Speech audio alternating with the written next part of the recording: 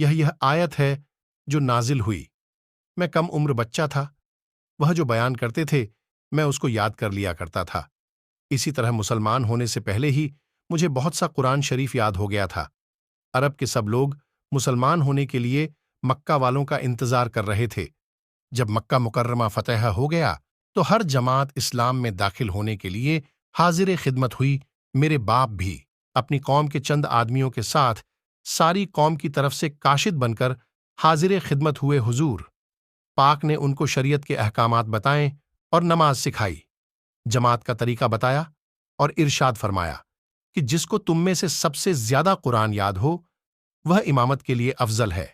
میں آنے والوں سے آیتیں سن کر ہمیشہ ہی یاد کر لیا کرتا تھا، اس لیے سب سے زیادہ حافظ قرآن اپنی قوم کے چند آدمیوں کے ساتھ ساری قوم کی طرف سے کاشد بن کر حاضر خدمت ہوئے۔ حضور پاک نے ان کو شریعت کے احکامات بتائیں اور نماز سکھائی، جماعت کا طریقہ بتایا اور ارشاد فرمایا کہ جس کو تم میں سے سب سے زیادہ قرآن یاد ہو وہ امامت کے لیے افضل ہے۔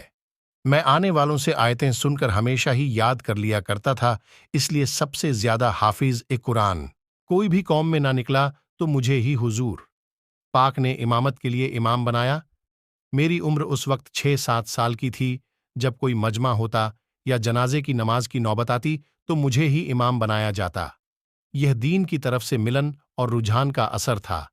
اس عمر میں بغیر مسلمان ہوئے قرآن شریف کا حصہ بہت سا یاد کر لیا۔ بچوں کی امامت کا قصہ جن کے نزدیک جائز نہیں، وہ فرماتے ہیں کہ حضور پاک نے انہی لوگوں کو ارشاد فرمایا تھا کہ تم میں جس کو قرآن زیادہ یاد ہو، بچے اس سے مراد نہیں تھے۔ حضرت عبداللہ بن عباس کے غلام حضرت اکرمہ مشہور علماء میں ہے، کہتے ہیں کہ میرے آقا حضرت عبداللہ بن عباس نے قرآن اور حدیث اور شریعت کے احکام پڑھانے کے لیے میرے پاؤں میں بیڑی ڈال دی تھی۔